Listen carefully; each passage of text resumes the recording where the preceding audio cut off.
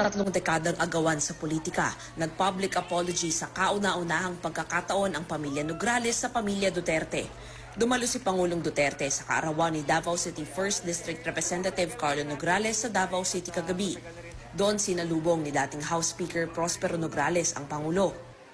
I apologize publicly kung sa may heartaches natong duha. Wala daw.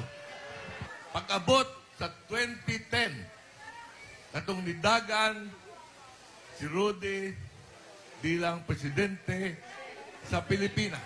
2016.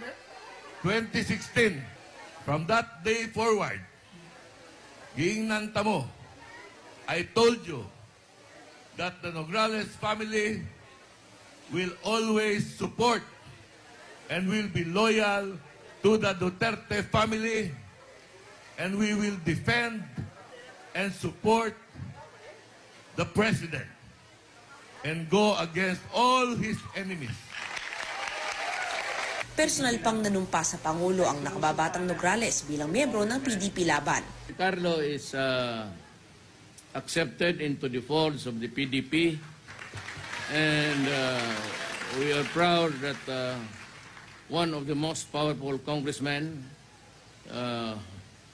would be a member of this party. I hope that baka sakali mapakinabangan mo. As I have said, the presidency is here already, so why give it to the others?